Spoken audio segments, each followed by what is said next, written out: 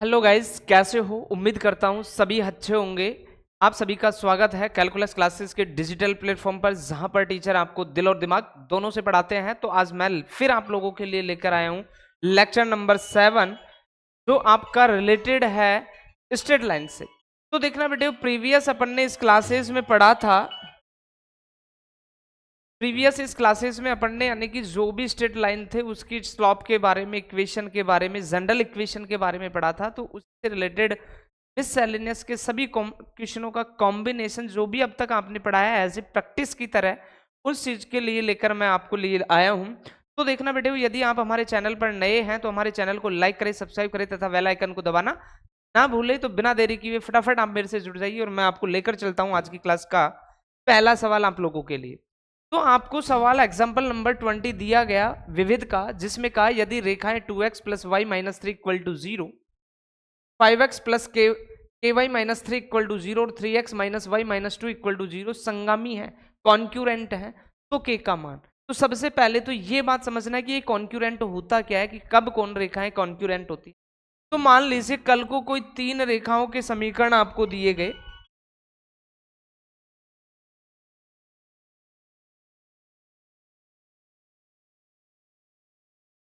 कल को आपको कितने रेखाओं के समीकरण दिए गए? तीन रेखाएं।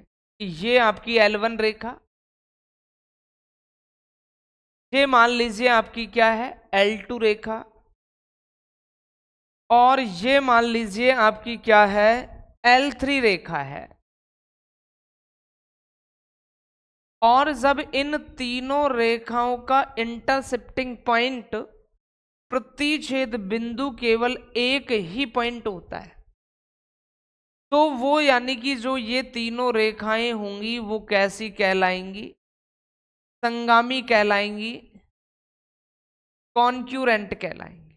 यानी कि कल को तीन रेखाएं आपको मिले, तीनों रेखाओं का इंटरसेप्ट पॉइंट एक ही हो, प्रतिच्छेद बिंदु एक ही हो, तो मीनिंग वो रेखाएं आपकी क्या कहलाएंगी?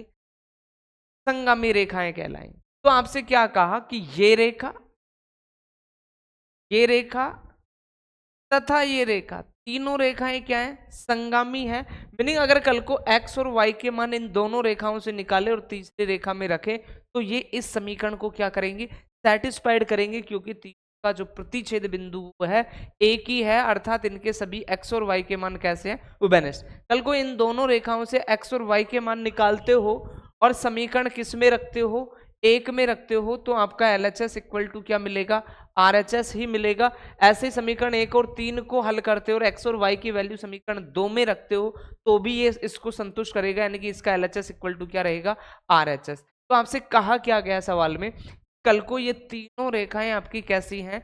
कॉन्क्यूरेंट है, संगामी है। तो किसकी वैल्यू चाहिए? के की। तो के की वैल्यू के लिए अपन क्या करें कि इस समीकरण और इस समीकरण को सॉल्व करें, यानी कि इन दोनों समीकरणों से x और y के मान निकालें, इन दोनों का प्रतिच्छेद बिंदु निकालें और उसको कौन सी रेखा पे ले जाके रख दे? सेकंड रेखा पर ले जाके रख दे, तो जिससे आपकी वैल्यू क्या आ जाएगी? के का मान आ जाएगा, क्योंकि इन तीनों का प्रतिच्छेद एक बिंदु एक ही, अर्थात ये तीनों इसको क्या करती हैं? सेटिस्फाइड।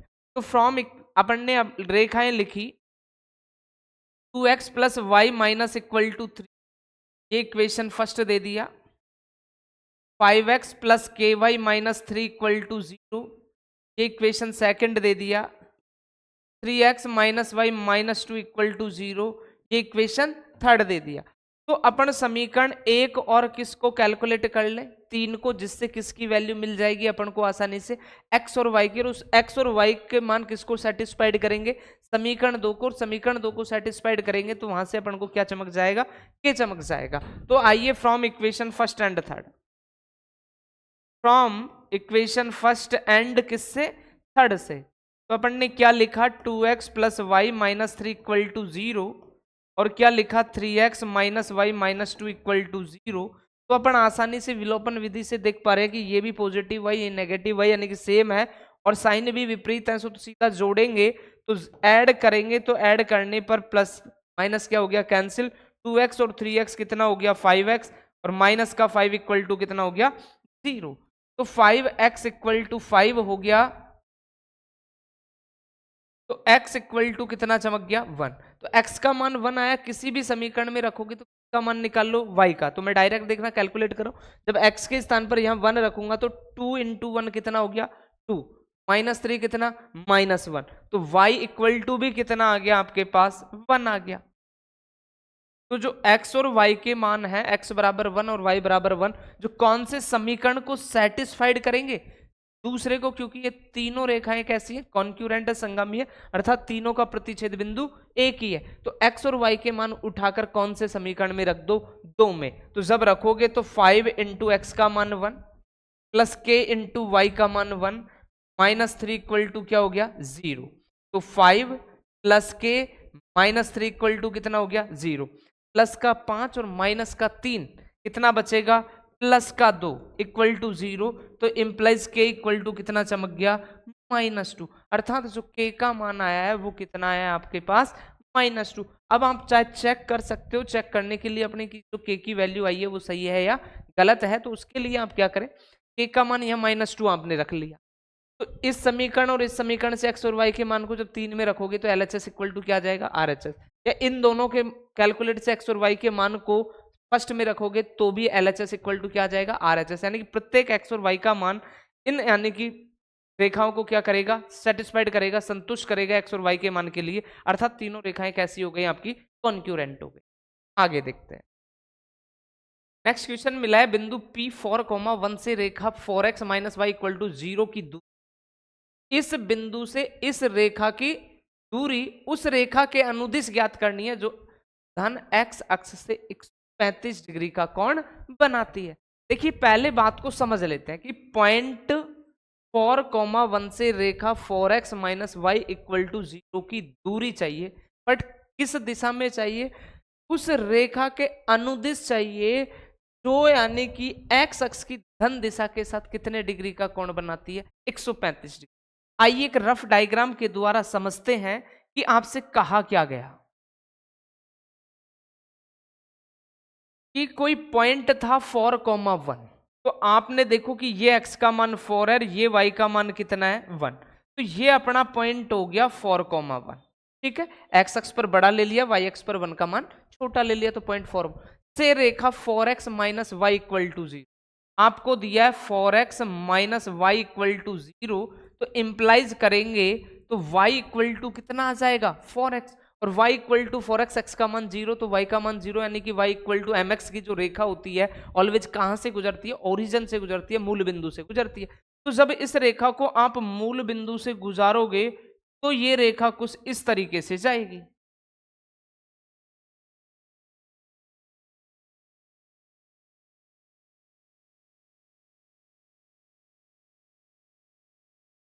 तो ये हो गई 4x - y इक्वल टू 0 या y इक्वल टू 4x की रेखा। अब की दूरी चाहिए उस रेखा के अनुदिश, किस रेखा के अनुदिश, जो x अक्ष की धन दिशा के साथ कितने डिग्री का कोण बनाती है भाई 135 डिग्री का। तो देखना कि कोई रेखा है तो यहां से यानी कि x अक्ष के अनुदिश कितने डिग्री का कोण बनाती है 135 डिग्री का कोण बनाया, तो ये जो यानी कि अधिक कोण हुआ वो कितना 135, तो इस पॉइंट से और इस रेखा के अनुदिश दूरी चाहिए, यानी कि आपको के लिए काम करना पड़ेगा, कल को ये पॉइंट P है तो ये पॉइंट क्या हो गया Q, तो आपको इस रेखा के अनुदिश दूरी चाहिए किस बिंदु से 4,1 से किस रेखा की 4x - y इक्वल टू 0 की। तो अगर मुझे PQ की डिस्टेंस चाहिए तो मुझे P का कोऑर्डिनेट और किसका कोऑर्डिनेट चाहिए Q का, तो जैसे ही मैंने देखा P का कोऑर्डिनेट 4,1 है बट Q का कोऑर्डिनेट है क्या नहीं, तो अब Q का कोऑर्डिनेट मिलेगा कहां से, तो देखते हैं कि ये कोई रेखा आपकी L1 मान ली, ये कोई रेखा अपन ने क्या मान ली L2, और जो L2 और L1 का प्रतिच्छेद बिंदु है वो आपका क्या है पॉइंट Q। तो अब पॉइंट Q को भूलो कि आपको कोऑर्डिनेट, तो अब अपन को क्या चाहिए Q का प्रतिच्छेद बिंदु चाहिए, और कब Q का प्रतिच्छेद बिंदु का मतलब L1 का कोई समीकरण रहा होगा, L2 का कोई समीकरण रहा होगा, और उन दोनों को जब कैलकुलेट करेंगे तो x और y के जो मान आएंगे वो L1 और L2 का क्या आएगा इंटरसेप्टिंग पॉइंट आएगा। तो आइए कि बिल्कुल L1 का समीकरण आपको दे रखा है 4x - y इक्वल टू 0, या लिख सकते हो y equal to 4x, but अपन गए L2 रेखा पर। क्या L2 रेखा का कोई समीकरण दे रखा है क्या? नहीं दे रखा।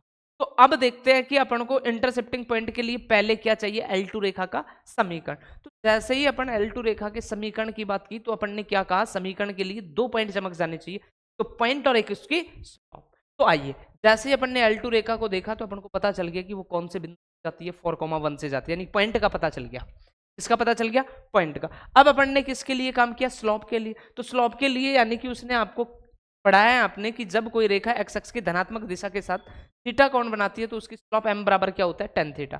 तो L2 रेखा की स्लॉप m2 इक्वल टू आपने क्या मान लिया, tan थीटा, क्योंकि इसकी स्लॉप वो इसका तो समीकरण है, इसकी स्लॉप को अपन ने क्या मान लिया, m2। तो m2 इक्वल टू tan 135।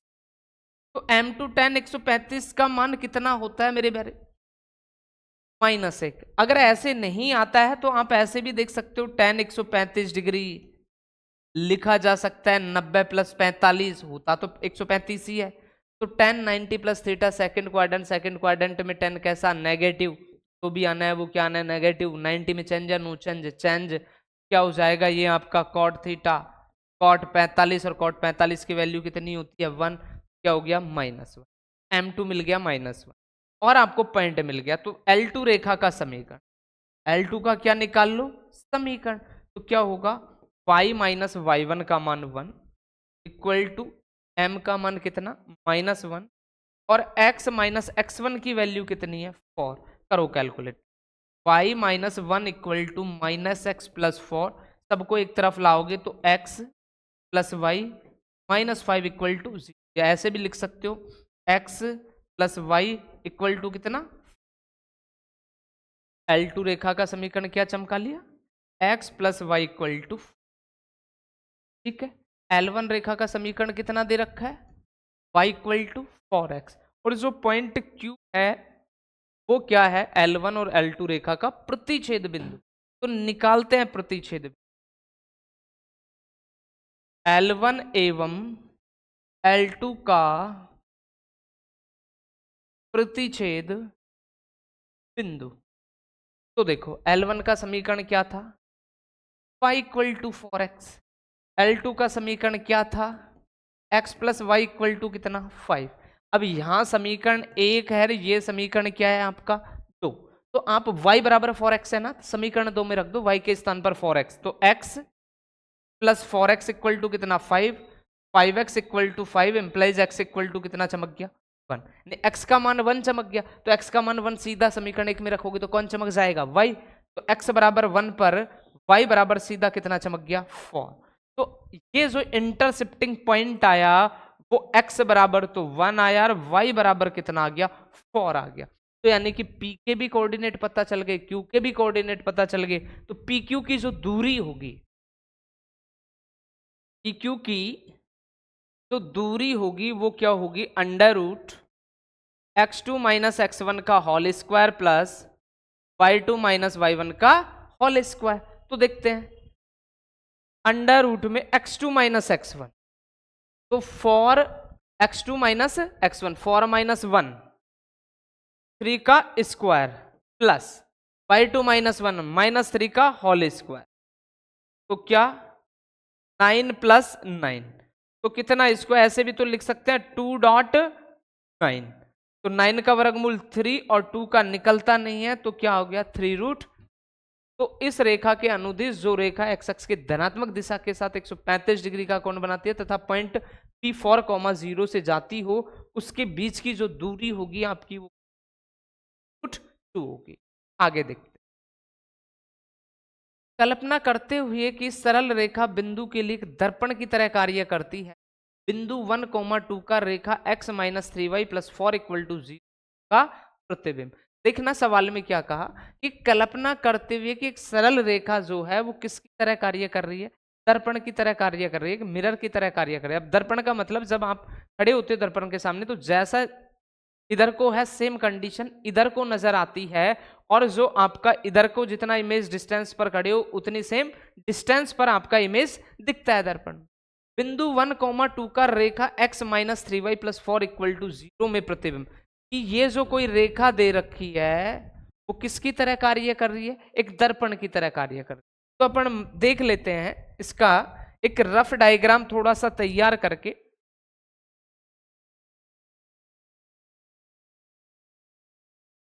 क्या हुआ कि x माइनस 3y, अगर इसकी रेखा को देखें तो प्लस का 4 इधर को जाएगा तो माइनस का 4, माइनस का 4 का भाग देंगे तो x बाई माइनस 4, और y क्या, यानी कि y तो क्या हो गया प्लस, तो x तो नेगेटिव आना है और y कैसा आना है पॉजिटिव, क्योंकि किसी भी रेखा के ग्राफ के लिए आप उसका इंटरसेप्ट फॉर्म बनाओ, अंतःखंड रूप बनाओगे तो ये होगा x by minus 4 plus Y by 4/3 equal to में कितना, x पर -4 है, y पर लगभग 1.5 है। तो अपन ने जब देखा तो कोई रेखा जाएगी वो कुछ इस तरीके से जाएगी आपकी,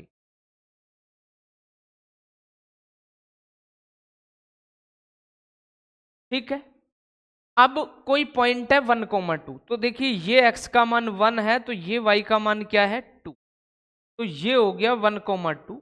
तो इसका आपको क्या चाहिए, अगर ये रेखा कौन सी x minus 3y plus 4 equal to 0 किसकी तरह कार्य करती हो, दर्पण की तरह।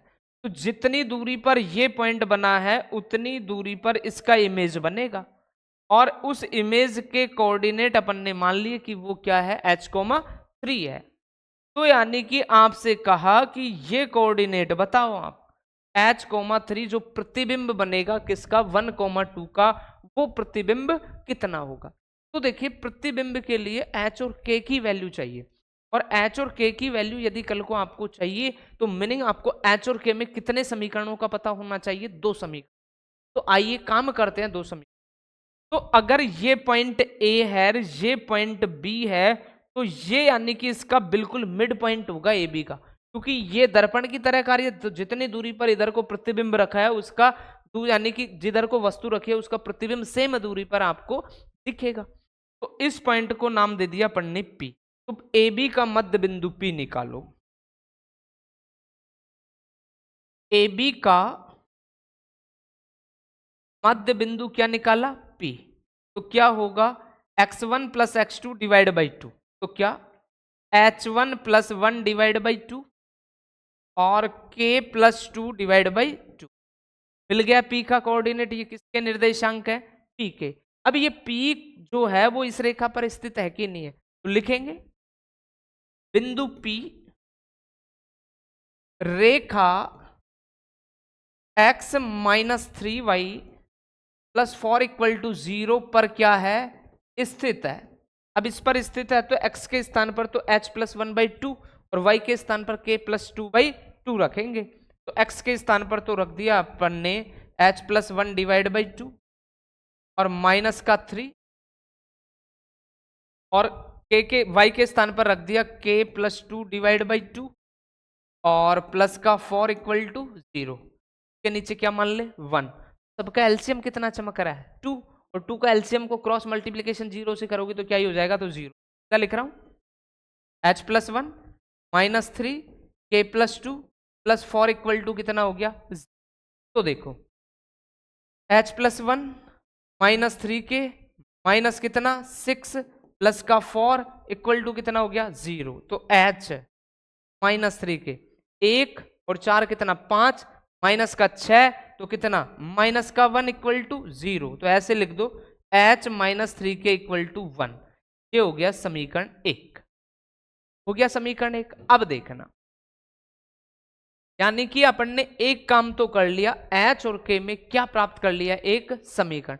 अब दूसरे समीकरण को कहां से देखेंगे, तो आइए समझते कि मान लीजिए ये कोई रेखा है और ये दर्पण की तरह कार्य कर रही है, तो ये क्या होगा इस पर, ये रेखा इस पर ऑलवेज क्या रहेगी, लंब रहेगी। ये रेखा इस पर क्या रहेगी, लंब। अर्थात अगर दो रेखाएं आपस में लंब होती हैं तो उनका प्रतिबिंब L1 यदि लंब हो L2 पर, तो क्या कंडीशन पड़ी है M1 dot M2 equal to always कितना होता है -1। तो अपन M1 निकाले और M2 निकाले और उनके गुणनफल को किसके बराबर रख दिया जाए, 1 के -1 के बराबर। तो देखिए अगर ये रेखा आपकी L1 और ये रेखा आपकी क्या हो, L2 हो। तो L1 रेखा क्या दे रखा है, जनरल इक्वेशन अपन ने बार बार पढ़ा है कि जब भी कोई रेखा का व्यापक समीकरण है और उससे उसकी स्लॉप डिफाइन करनी है तो उसे ऑलवेज किस रूप में लिखा जाएगा, y equal to mx plus c के रूप में। तो देखिए x minus 3y plus 4 equal to 0, तो माइनस का 3y इधर को गया तो प्लस का 3y equal to x plus 4, तो y इक्वल टू 1/3 x और प्लस का 4/3। जब y equal to M x plus c से तुलना करोगे आप तो m1 आपको कितना चमक जाएगा, 1/3। तो देखिए m1 इक्वल टू कितना आ गया, 1/3। अब किसके लिए काम करेंगे, L2 रेखा के ढाल m2 के। तो ए बी जो L2 रेखा है वो कितने बिंदुओं से गुजर रही है, दो बिंदुओं से, एक तो A से एक किससे, B से। तो दो बिंदुओं से जाने वाली रेखा की ढाल लिखेंगे L2 की ढाल m2 बराबर y2 माइनस y1, तो k minus 2 upon x2 minus x1, h minus 1। m2 भी आ गया, m1 भी आ गया। आपको प्रतिबिंब दे ही रखा है कि L1 लंब है L2 पर, तो दोनों की ढालों का गुणनफल किसके बराबर करो, -1। तो 1/3 dot k minus 2 h minus 1 multiply होगा किसके साथ, -1 के। 3 को तो इधर को ले जाओ क्रॉस मल्टीप्लीकेशन में, तो k minus 2 h minus 1 equal to minus का कितना हो गया, 3। सबका ही क्रॉस मल्टीप्लीकेशन करो तो देखते हैं k minus 1 h minus 3 equal to कितना था, -3। k माइनस 2 था बेटे और h minus 1, k minus 2 h minus 1 equal to 3। k minus 2 equal to minus का तो 3h होना है और प्लस का कितना होना है, 3h प्लस के प्लस का 2 इधर को गया तो इसका हो जाएगा ये 3 और 2 5। ये हो गया समीकरण 2। तो समीकरण 1 क्या आया था आपके पास, समीकरण 1 था h माइनस 3 के इक्वल टू 1, h माइनस 3 के इक्वल टू कितना आया था, 1। तो समीकरण 1 और 2 जो यानी कि दो समीकरण है वो किस फॉर्म में है आपके, h और k की फॉर्म में है। किस फॉर्म में है, h और k की फॉर्म। तो कैलकुलेट करेंगे तो या तो 3h कर लो या 3k कर लो, तो इसको 3 से मल्टीप्लाई कर लो आप। तो जब 3 से मल्टीप्लाई करोगे तो 9h होगा प्लस का 3k होगा और 5 कितना होगा, 15। ठीक है मेरे भाई, फिर ये कितना होगा h, ये -3k और ये कितना रहेगा 1। ये कैंसिल हो गया, जोड़ने से एक पॉजिटिव था एक नेगेटिव, तो ये कितना हो गया 10h और इक्वल टू कितना हो गया 16। तो h इक्वल टू 16 बाई कितना हो गया 10। जब कैंसिल करोगे तो 8 बाई कितना हो गया 5। तो h का मान कितना आ गया 8/5। तो h का मान इसी समीकरण में रख लो, तो यहां रखोगे आप 8/5 -3k इक्वल टू कितना 1। 3k को इधर को ले आओ, +1 को इधर को ले आओ, तो माइनस का 3k इधर को गया तो प्लस का, और 8/5 -1। 3k इक्वल टू 8 में से 5 गया तो 3 बटे कितना हो गया 5, 3 से 3 कैंसिल, तो k इक्वल टू कितना आ गया 1/5। तो आपका जो h और k के जो मान आ गए 8/5 और कितना आ गया 1/5, ये इसके क्या हो गए प्रतिबिंब। आगे देखते दर्शाइए कि रेखा y equal to m1x plus c1, y equal to m2x plus c2 और x इक्वल टू 0 से बने त्रिभुज का क्षेत्रफल ये है। कि आपको कल को 3 रेखाएं दी और 3 रेखाओं के ये समीकरण दे दिए और उनसे बनने वाले त्रिभुज का जो क्षेत्रफल है वो ये सिद्ध करना है, c1 माइनस c2 का whole square divide by 2m1 minus m2 का। तो आइए बेटे देखते हैं रफ डायग्राम की आपको किस तरीके की कंडीशन दे रखी है, क्या क्या चीजें आपको क्रिएट करनी है। तो y equal to m1x plus c1, तो अपन ने ये कोई रेखा मान ली,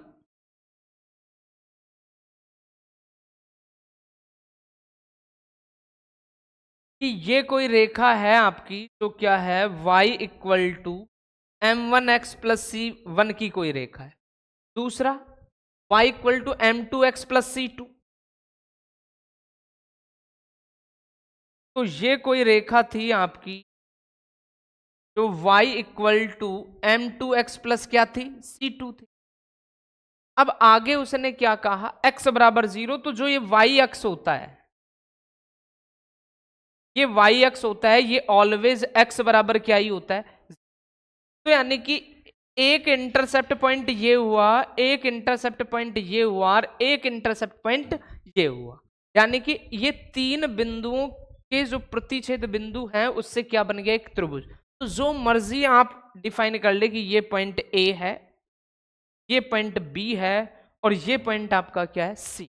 तो इस ट्राइंगल एबीसी का एरिया आप तभी क्रिएट कर पाओगे कब, जब आपके पास इन तीनों बिंदुओं के प्रतिच्छेद बिंदु होंगे। यानी कि इसका कोऑर्डिनेट आपको पता होगा, इसका कोऑर्डिनेट आपको पता होगा और इस बिंदु का कोऑर्डिनेट यानी निर्देशांक आपको पता होंगे, क्योंकि आपने त्रिभुज का क्षेत्रफल पढ़ा है कि जब किसी त्रिभुज के तीनों निर्देशांक पते हो तब त्रिभुज का क्षेत्रफल 1/2 x1 y2 minus y3 plus x2 y3 minus y1 plus x3 y1 minus y2। तो यानी कि आपको कुल मिलाकर इन तीनों बिंदुओं की क्या चाहिए निर्देशांक। अब निर्देशांक के लिए सोचे कि कैसे अपन को निर्देशांक मिलने वाले। तो अगर मैं इस पॉइंट ए की बात करूं तो ये इस रेखा और इस रेखा का क्या है प्रतिच्छेद बिंदु, और y इक्वल टू m1x और x बराबर 0 का क्या है प्रतिच्छेद। अगर मैं इस पॉइंट की बात करूं तो y equal to m2x plus c2, y equal to m2x plus c2 और x बराबर 0 का क्या है प्रतिच्छेद बिंदु। और मैं अगर c पॉइंट की बात करूं तो ये y1 और y equal to m1x plus c2, y equal to m2x plus c2 का प्रतिच्छेद। यानी कि आपको क्या है कि समीकरण 1 और 2 का प्रतिच्छेद बिंदु, 2 और 3 का प्रतिच्छेद बिंदु, 1 और 3 का प्रतिच्छेद बिंदु चाहिए। तो आइए देखते हैं कि y equal to m1x plus c2 समीकरण 1, y equal to m2x plus c2 समीकरण 2। समीकरण 1 और 2 को हल करेंगे तो ये प्रतिच्छेद बिंदु C है y equal to m1x plus c1, y equal to m2x plus c2 का प्रतिच्छेद बिंदु है कि नहीं है। प्रतिच्छेद बिंदु का मतलब दोनों समीकरणों को हल करें और किसका मान निकाल ले x और y का। तो समीकरण 1 और 2 में देखते हैं तो ये भी y ये भी क्या है y, अर्थात दोनों को बराबर रख लेते हैं। तो m1x plus c1 equal to m2x plus क्या हो गया c2। मुझे x से चाहिए तो x को एक तरफ, कांस्टेंट वैल्यू को एक तरफ। तो m1x इक्वल प्लस का इधर को आएगा तो m2x equal to c2 minus c1, x common ले लिया तो m1 माइनस क्या हो गया m2 और c2 माइनस क्या हो गया c1। तो x equal to c2 minus c1 divide by m1 minus क्या हो गया आपके पास m2, यानी x आ गया। अब x को किसी भी समीकरण में रखोगे तो क्या आ जाएगा y। तो x का मान समीकरण 1 में चमका रहा हूं भाई, तो y बराबर m1, x का मान क्या है आपके पास c2 minus c1 upon m1 minus m2 और प्लस का क्या है आपके पास c। तो अपन को क्या लेना पड़ेगा एलसीएम लेना पड़ेगा। तो जब एलसीएम लेंगे तो y इक्वल टू क्या हो जाएगा m c2 माइनस c1 और ये c1 मल्टीप्लाई होगा, अब स्पेस बच नहीं रहा है तो यहां लिख देता हूं। तो y इक्वल टू m1 तो मल्टीप्लाई होगा c2 माइनस c1 से, प्लस c1 मल्टीप्लाई होगा m1 माइनस m2 से, और एलसीएम क्या आया था m1 माइनस m2। करते हैं calculate y equal to m1 c minus m1 c1 plus m1 c1 और माइनस का m2 c1 और डिवाइड बाई में क्या चल रहा है m1 माइनस m2। तो देखो y equal to m1 c1 negative, m1 c1 कैसा पॉजिटिव, ठीक है मेरे भाई। तो m1 c minus m2 c1 divide by m1 minus m2। किसका कोऑर्डिनेट आ गया? y का। तो यानी कि जो c के निर्देशांक आपके पास आए वो क्या आ गए? c2 minus c1 divide by m1 minus m2। और y का मान क्या आ गया? m1 c2 minus m2 c1 divide by m1 minus m2। ये तो अपन ने कोऑर्डिनेट निकाल लिया किसका? c। अब आइए बात करते हैं a की। अब जो a है y equal to M x plus C one और x बराबर 0 का प्रतिच्छेद बिंदु। तो देखना सीधा ही x बराबर 0, तो x का मान तो ये क्या रहना है? 0। अब x बराबर 0 इस रेखा पर रखेंगे जब x का मान 0, तो y बराबर कितना आ जाएगा? c1। मैं थोड़ा शॉर्टकट बता रहा हूं कि आपके पास दो समीकरण है, एक तो x बराबर 0 और एक रेखा है y equal to m1x plus c1। तो x का मान तो आपको पहले से इस पॉइंट के लिए 0 है कि y x पर कहां भी चले जाओ x ऑलवेज क्या है? 0। अब x का मान 0 आपने यहां रखा तो ये वैल्यू 0, तो y का मान कितना मिल गया? सीधा c1। तो मैंने सीधा चमका दिया 0, c1। अब मैं यदि कल को b पॉइंट की बात करता हूं तो b पॉइंट भी कौन से x पर है? y x पर। तो यहां भी x का कोऑर्डिनेट तो क्या ही होना है? 0। अब जब इस रेखा पर x का मान 0 रखा तो y का मान कितना आ गया? c2। बस अपन को त्रिभुज ABC के तीनों कोऑर्डिनेट पता चल गए। क्या? a का मान 0, c1, b का मान 0, c2 और c का मान c2 minus c1 m1 minus m2 और m1 c2 minus m2 c1 और m1 माइनस m2। तीनों कोऑर्डिनेट पता चल गए तो त्रिभुज का क्षेत्रफल का फॉर्मूला लगाना है। अब त्रिभुज का क्षेत्रफल क्या कहता है? एरिया क्या कहता है?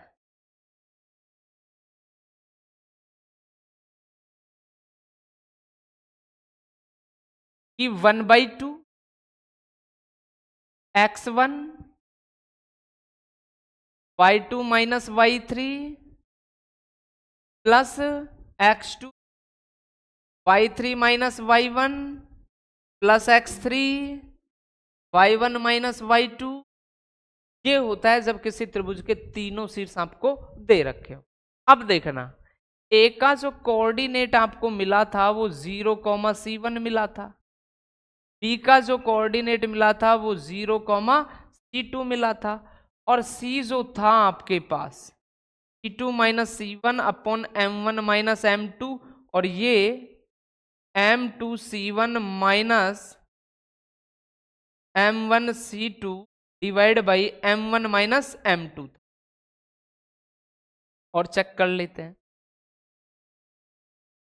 c2 minus c1 m1 minus m2, c2 minus c1 m1 minus m2। और फिर था m1 c2 minus m2 c1, m1 c2 m1 c2 minus m2 c1 divide by m1 minus m2। ये कोऑर्डिनेट थे आपके पास। तो देखो रखते चलते हैं मान 1/2।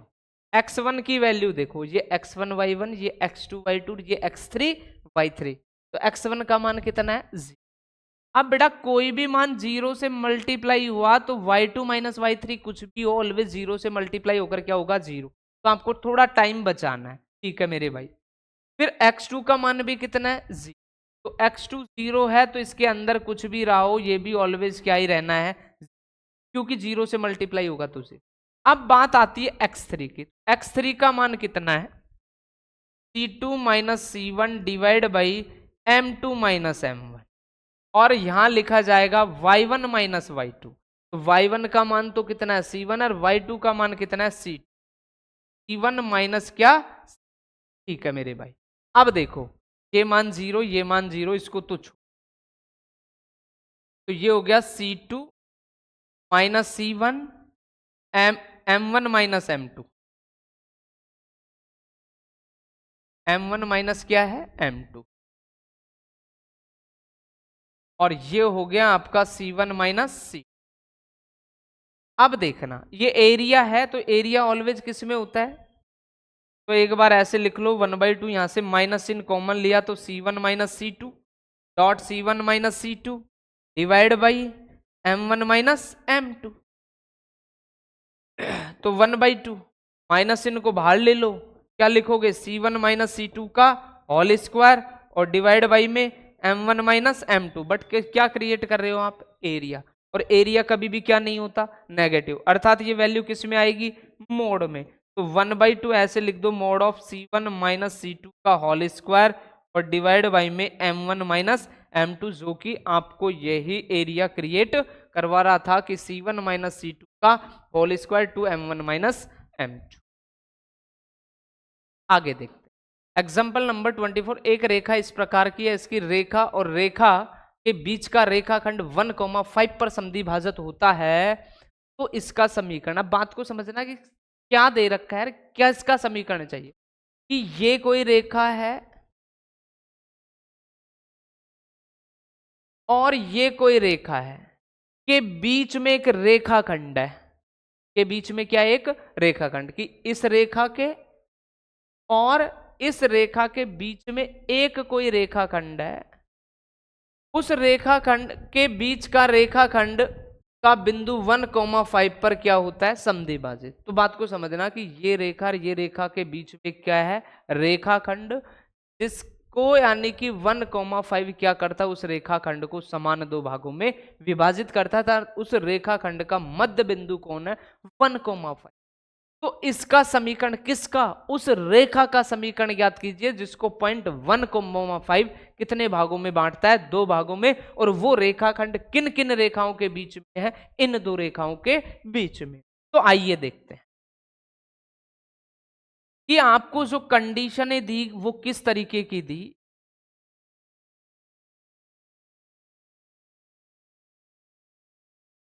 तो देखना कोई रेखा है 5x minus Y plus 4, 5x minus Y equal to में मैंने -4 लिख दिया। तो इससे हुआ क्या कि अंतःखंड बनाया, तो x बाई -4/5 प्लस y/4 इक्वल टू क्या बन गया, 1। और इस रेखा का जब अंतःखंड बनाओगे 3x plus 4y equal to 4, तो x बाई कितना, 4/3 प्लस y/1 इक्वल टू 1, यानी कि ये रेखा x अक्ष पर नेगेटिव, y अक्ष पर पॉजिटिव का अंतःखंड, x अक्ष पर पॉजिटिव, y अक्ष पर भी पॉजिटिव का क्या काटती है, अंतःखंड। तो आइए बनाते हैं इनसे रिलेटेड।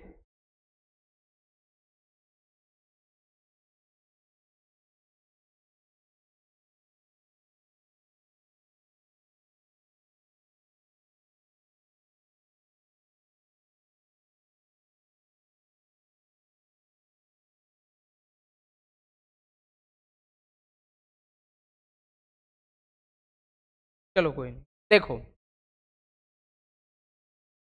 कि 5x minus Y plus 4 equal to 0, 3x plus 4y minus 4 equal to 0, तो इस रेखा का अंतःखंड रूप यही है, और अंतःखंड रूप ये है, तो x अक्ष पर -4/5 और y अक्ष पर 4, -4/5 का मतलब है एक से थोड़ा कम।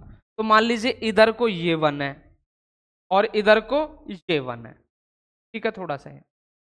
अब 1 से थोड़ा सा कम है, यानी कि कोई रेखा इस पॉइंट से जाती है, और y पर कितने का है, 4 का है, तो कोई रेखा इस तरीके से गुजर गई।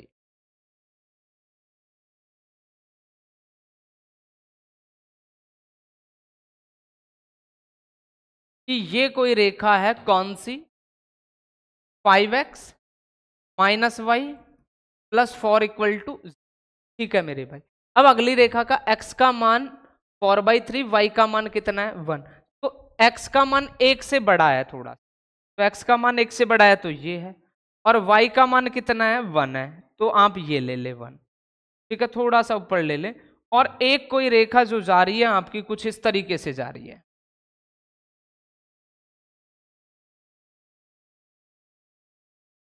कि ये कोई रेखा गई आपकी,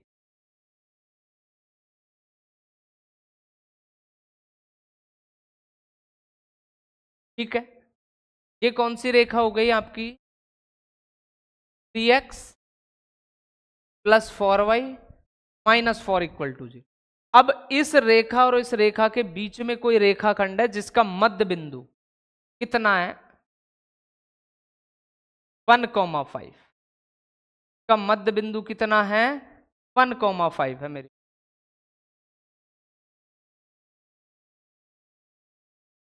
तो देखो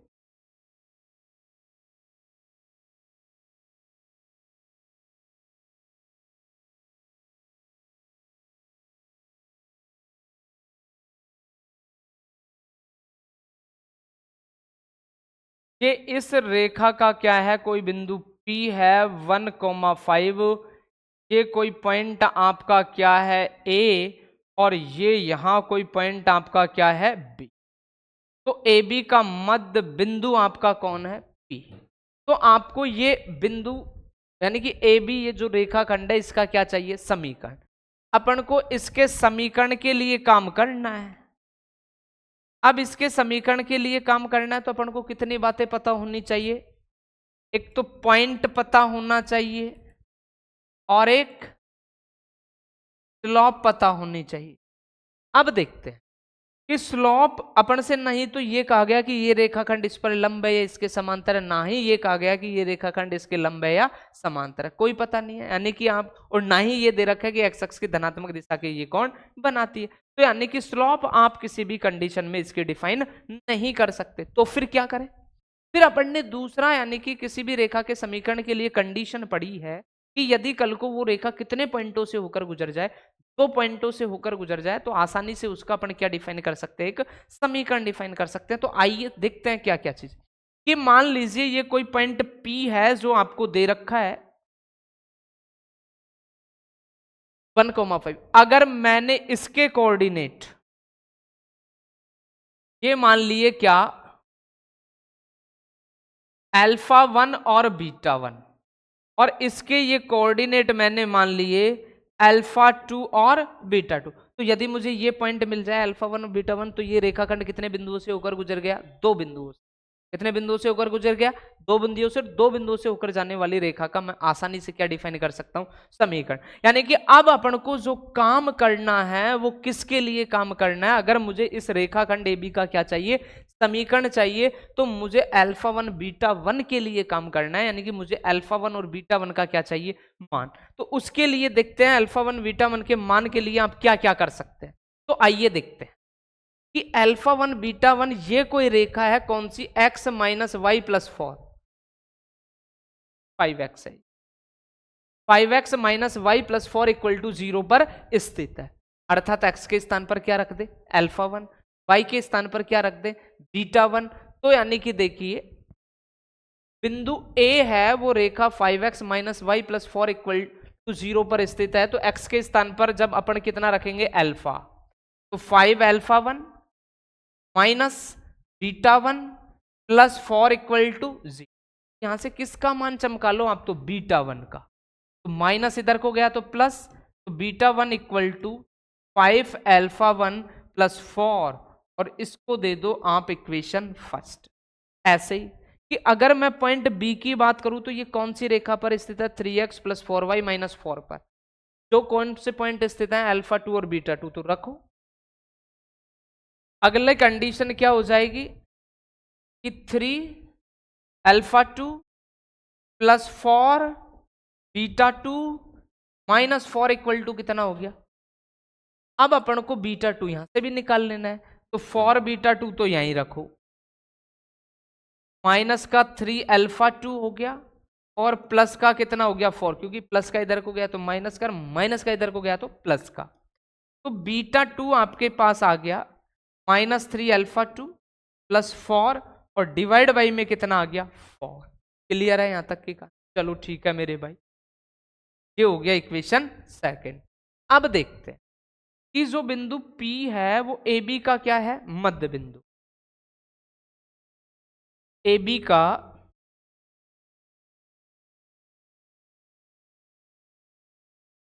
मध्य बिंदु P कौन, 1,5। अब देखिए मध्य बिंदु के लिए x बराबर, तो x का मान कितना है 1, तो α1 plus α2 divide by 2, cross multiplication करोगे तो α1 प्लस α2 इक्वल टू 2। ये समीकरण अपन ने दे दिया 3। ठीक है, अब ऐसे β1 प्लस β2, β1 प्लस β2 डिवाइड बाई 2 किसके बराबर है, देखे देखो का मध्य बिंदु कितना दे रखा है आपको 5। देखो β1 प्लस β2 का मध्य बिंदु कितना दे रखा है 5।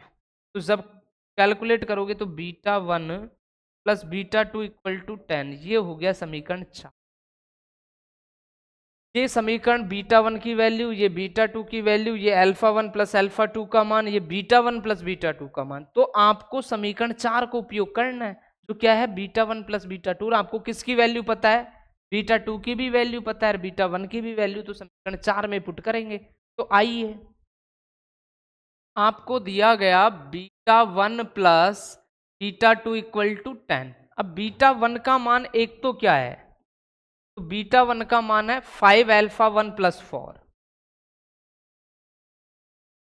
5 अल्फा 1 प्लस 4 प्लस बीटा 2 का मान है कितना? -3 alpha 2 plus 4 divide by 4, -3 alpha 2 plus 4 divide by 4 और इक्वल टू में आपके पास कितना है? 10। अब कैलकुलेशन, तो इस पूरे के नीचे क्या मान ले? 1। तो इसका इसका एलसीएम कितना आया? 4। 4 को क्रॉस मल्टीप्लीकेशन करोगे तो वो कितना हो जाएगा? 40। तो आइए, 5 चौका 20 alpha 1, 4 4 16 plus -3 alpha 2 plus 4 equal to कितना लिख दिया? 40। करते हैं calculate. 20 alpha 1 plus 16 -3 alpha 2 plus 4 equal to कितना? 40।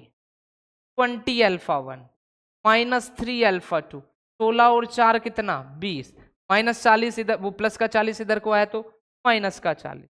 20 अल्फा 1 3 अल्फा 2 माइनस का 20 इक्वल टू, या फिर इसको लिख दो 20 अल्फा 1 -3 अल्फा 2 इक्वल टू 20। ये समीकरण हो गया 5। तो अल्फा 1 अल्फा 2 और अल्फा 1 अल्फा 2 का एक भी समीकरण 3 दे रखा था क्या? आइए चेक करते हैं। Alpha 1 plus alpha 2 equal to 2। तो समीकरण 3 क्या था? Alpha 1 plus alpha 2 equal to 2। समीकरण 5 क्या है? 20 अल्फा 1 -3 अल्फा 2 इक्वल टू कितना? 20। तो इसको किससे मल्टीप्लाई कर ले? 3 से। 3 alpha 1 3 alpha 2 6, 20 alpha 1 -3 alpha 2 equal to कितना? 20। ये नेगेटिव पॉजिटिव सीधा जोड़ा तो कैंसिल। 20 और 3 कितना हो गया? 23। 23 अल्फा 1 इक्वल टू 26। तो अल्फा 1 इक्वल टू 26 बाई 23। तो अल्फा 1 का मान आ गया 26 बाई 23। जब अल्फा 1 के मान को यहां पर आप रखोगे, तो रखो अल्फा 1 के मान को। समीकरण किस में कौन सा था? ये तीसरा था। तो जब रखोगे तो 26 by 23 plus alpha 2 equal to 2। तो alpha 2 equal to 2 minus 26 by 23। तो जब कैलकुलेट करोगे तो अल्फा 2 इक्वल टू 23 46 में 26 गया तो 20 बटा कितना आ गया? 23। अल्फा 1 का मान हो गया और किसका मान हो गया? अल्फा 2 का मान हो गया। अब देखते हैं,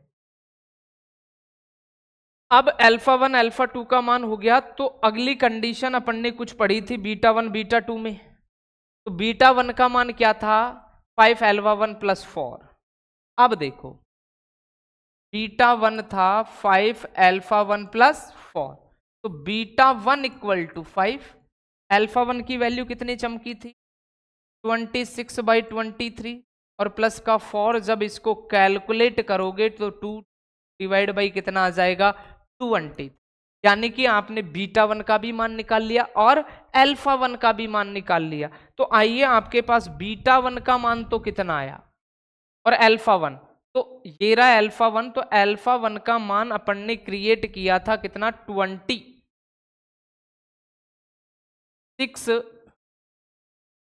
बाई 23 और उसका कैलकुलेट किया था 22 डिवाइड बाई कितना? 23। ठीक है, यानी कि अल्फा 1 बीटा 1 आपको पता चल गया और पी पॉइंट पता चल गया। तो रेखाखंड का समीकरण आप आसानी से निकाल सकते हो। तो जब समीकरण आप निकालोगे तो मान लीजिए मैं रफ डायग्राम ऐसे क्रिएट करता हूं कि ये था आपका अल्फा 1 और बीटा 1, ये पॉइंट था आपका 1 और 5। तो अल्फा 1 और बीटा 1 का मान, अल्फा 1 का मान तो कितना आया था? 26 बाई 23 और ये 2 डिवाइड बाई 23। और ये पॉइंट 1,5, तो दो बिंदुओं से जाने वाली रेखा का समीकरण y माइनस y1, तो 2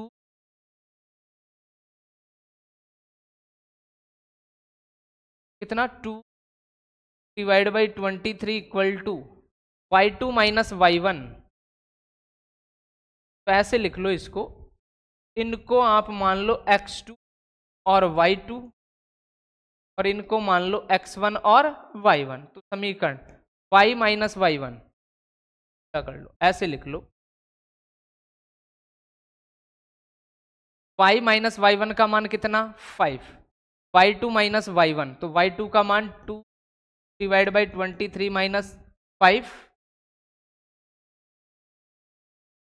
अपॉन x2 माइनस x1 कितना 26 बाई 23 माइनस 1, और x माइनस x1 की वैल्यू कितनी 1। इनको x1 y1 मान लिया और इनको क्या मान लिया x2 और y2। जब इस पूरे समीकरण को आप कैलकुलेट करोगे तो आपके पास आएगा 107x माइनस का कितना 3y माइनस का 92 इक्वल टू 0। तो अगर इस पूरे समीकरण को आप कैलकुलेट करोगे तो उस रेखाखंड का जो समीकरण आएगा 107x minus 3y minus 92 equal to क्या आ जाएगा।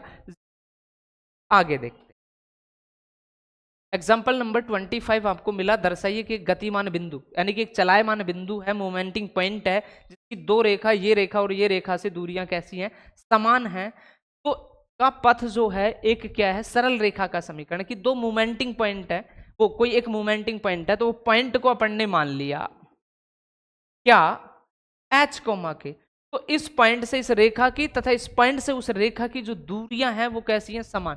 तो अपन ने पढ़ा है किसी बिंदु से किसी रेखा की दूरी कि मान लीजिए ये कोई रेखा है, कौन सी,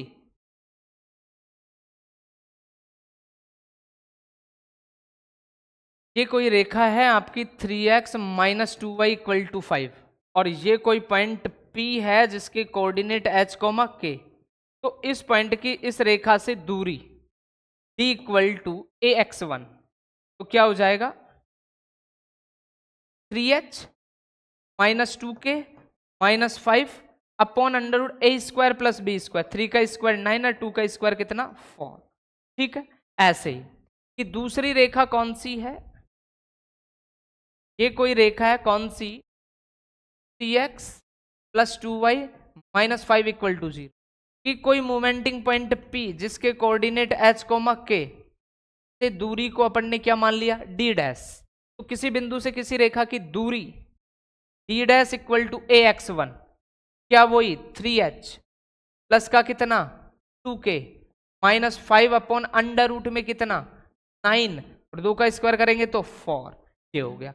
बट उसने क्या कहा कि इस रेखा की इस बिंदु से दूरी और इस रेखा की इस बिंदु से दूरी d डैश और d दोनों आपस में कैसी हैं, दूरियां समान है। मीनिंग आपको दिया d इक्वल टू कितना d डैश, कि d इक्वल टू क्या दे रखा है d डैश दे रखा है, तो दोनों को बराबर रखोगे आप। तो 3h minus 2k minus 5, 3h minus 2k minus 5 upon under root 9 plus 4 बराबर होगा 3h plus 2k minus 5 upon under root 9 plus कितना 4। तो जब ये मोड को हटाएंगे तो एक बार तो पॉजिटिव साइन ले ले, एक बार नेगेटिव। तो देखो यानी कि ये रूट 13 और रूट 13 तो क्या हो गया cancel, 3h minus 2k minus 5 बराबर प्लस माइनस क्या 3h प्लस 2k माइनस कितना 5, एक बार पॉजिटिव साइन और एक बार negative sign, 3h minus 2k minus 5 positive sign ले रहा हूं, 3h प्लस 2k और माइनस का कितना 5, माइनस 5 से माइनस 5 कैंसिल, 3h से 3h cancel, minus 2k equal to कितना 2k, तो 2k इधर को गया तो कितना 4k इक्वल टू 0, तो इंप्लाइज k इक्वल टू क्या आ गया 0। अब ये तो किससे आया पॉजिटिव साइन, कल को आपने ले लिया नेगेटिव साइन, क्या ले लिया नेगेटिव साइन। तो आइए नेगेटिव साइन लेंगे। तो जब आप नेगेटिव साइन लेंगे तो देखो होगा क्या, ये 3h माइनस 2k माइनस 5 तो है ही, 3h माइनस 2k माइनस कितना है 5। अब मैं इनको थोड़ा सा डायग्राम को मिटा देता हूं ताकि सीधा हो जाए। तो अब लिया अपन ने क्या, नेगेटिव साइन। तो नेगेटिव साइन लेंगे तो क्या आ जाएगा, C H minus 2k minus 5 equal to, जब यहां से माइनस लेंगे तो ये प्लस का माइनस, सारे यानी कि दो तो माइनस हो गए, माइनस 3h माइनस 2k और माइनस माइनस प्लस का कितना हो जाएगा आपके पास 5, प्लस का कितना हो जाएगा 5। तो देखो k से 2k क्या हो गया, कैंसिल, प्लस माइनस का 3h इधर को आएगा तो प्लस का 3h, 3h plus 3h equal to 5, minus का 5 इधर को जाएगा तो 5, 3h और 3h कितना हो गया 6h इक्वल टू 10। तो h इक्वल टू 10 बाई कितना हो गया 6, तो h इक्वल टू जब लेस करेंगे तो कितना हो गया 5/3। तो h है तो लोकस बिंदु पथ h किसको माना था, x बराबर 5/3 को।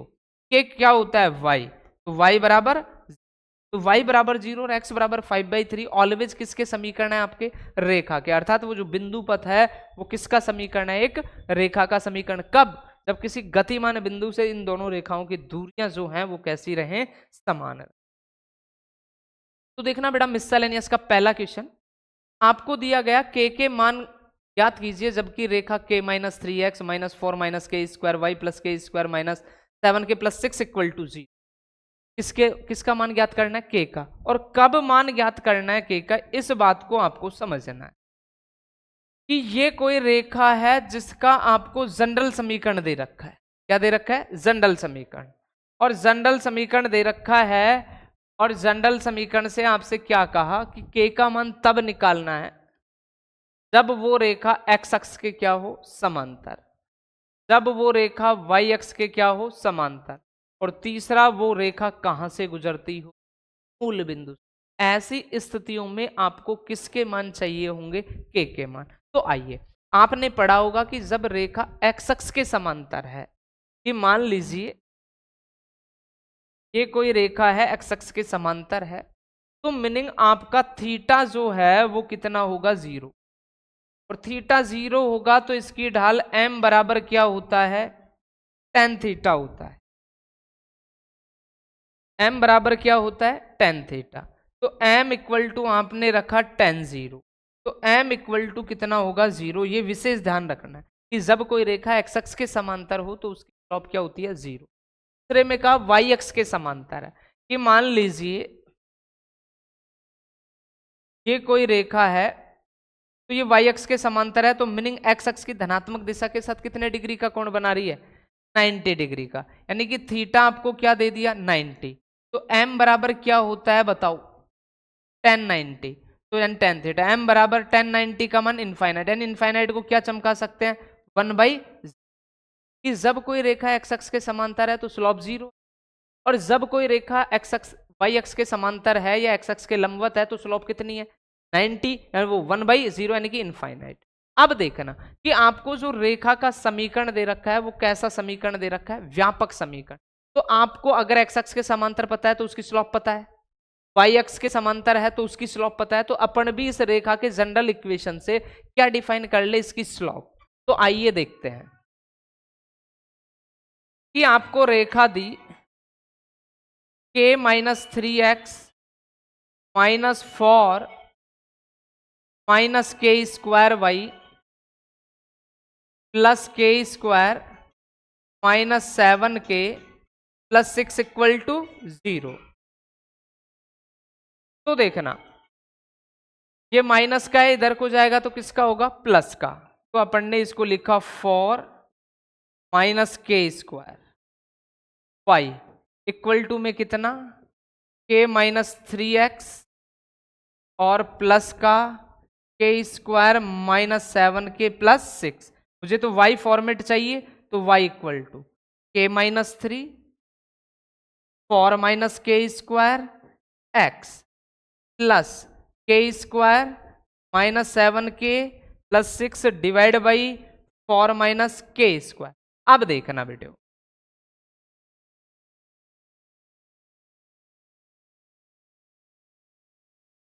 तो अपन ने अगर y equal to M x plus c से तुलना करें,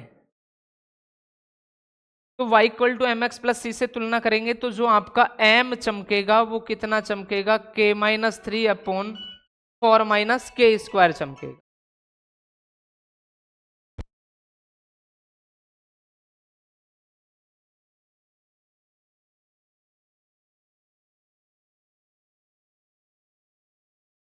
तो देखिए बेटो, m इक्वल टू के माइनस 3 4 माइनस के स्क्वायर, तो अब यही रेखा है किसके पैरेलल जा रही है, एक्स अक्ष के।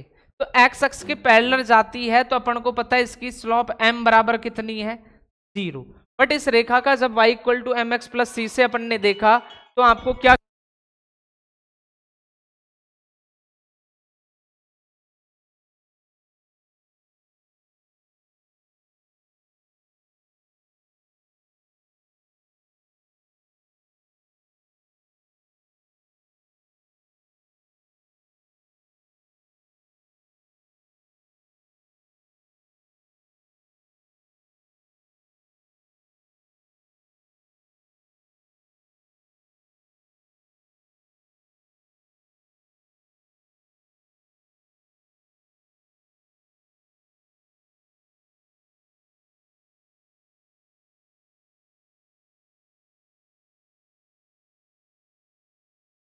तो देखिए अपने हिसाब से जब ये रेखा किसके समांतर गई, एक्स अक्ष के समांतर गई तो m बराबर 0। तो एक्स अक्ष के समांतर इसके अकॉर्डिंग जो ढाल है वो कितनी है, m। तो m का मान कितना है, k minus 3 divide by 4 minus के square equal to 0। Cross multiplication करेंगे तो k माइनस 3 इक्वल टू 0, क्योंकि ये तो क्या हो गया आपका 0। तो k बराबर कितना हो गया, 3 हो गया। तो जब ये रेखा एक्स अक्ष के समांतर जाएगी तो k का मान कितना होगा, 3। अब यही रेखा किसके भी पैरेलल जा रही है, y अक्ष के, और y अक्ष के पैरेलल जा रही है तो अभी मैंने बताया कि आपकी जो स्लोप होगी m इक्वल टू 1/0, इसके अकॉर्डिंग जो स्लोप है वो कितनी है बता दो, देखे k minus 3 divide by 4 minus के स्क्वायर 1 बाई क्या हो गया 0, करो क्रॉस मल्टीप्लीकेशन, ये तो हो गया 0। तो 4 माइनस के स्क्वायर इक्वल टू कितना हो जाएगा 0, तो के स्क्वायर इक्वल टू 4, तो के इक्वल टू प्लस माइनस का कितना हो जाएगा 2। तो अगर y अक्ष के समांतर है तो k की वैल्यू कितनी आ जाएगी, प्लस माइनस का 2 आ जाएगी। अब उसने कहा कि मूल बिंदु से जाती है, यानी कि ये पूरी जो रेखा है वो कहां से गुजर जाती है, मूल बिंदु से, और मूल बिंदु से गुजरेगी तो x कोऑर्डिनेट क्या रहा होगा 0, y कोऑर्डिनेट क्या रहा होगा 0। तो जब इस पूरी रेखा को अपन किससे गुजारेंगे, मूल बिंदु से गुजारेंगे, तो x के स्थान पर 0, y के स्थान पर 0। तो ये मामला 0 हुआ, ये मामला 0 हुआ, तो बचा क्या आपके पास, K square minus 7k plus 6 equal to क्या रहा 0। तो ये k में कैसा इक्वेशन आ गया, क्वाड्रेटिक। अगर क्वाड्रेटिक है तो आपको फैक्टर करने हैं, फैक्टराइज, तो माइनस 7x के ऐसे दो टुकड़े करो कि उन टुकड़ों को जोड़ा जाए तो कितना आए माइनस का 7k, और गुणा किया जाए तो प्लस का कितना आया 6k स्क्वायर। तो देखना, तो k स्क्वायर माइनस 7k, तो 7k का यानी कि 6, तो कितना हो जाएगा k square minus 6k minus k plus 6 equal to 0। Minus 6 minus k करोगे तो माइनस 7 आएगा, माइनस को माइनस से गुणा करोगे तो प्लस का, तो इन दोनों से कॉमन क्या आ गया k, तो k माइनस 6, माइनस 1 कॉमन आ गया तो k माइनस 6, तो k माइनस 6 और k माइनस 1 बराबर क्या 0, तो k बराबर 6 और k बराबर कितना आ गया 1 आ गया। तो ये मिससेलेनियस का पहला सवाल। तीनों स्थितियों में अपन ने देखा कि एक्स अक्ष के समांतर हो तो स्लॉप पता हो तो उसकी स्लॉप को बराबर रखा, वाई अक्ष के समांतर स्लॉप 1/0 होती है यानी कि इनफाइनाइट, और मूल बिंदु से जा रहे हैं तो एक्स कोऑर्डिनेट भी 0 और वाई कोऑर्डिनेट भी 0। तो आज के लिए इतना ही, बने रहें हमारे साथ, मिलते हैं नेक्स्ट क्लास में।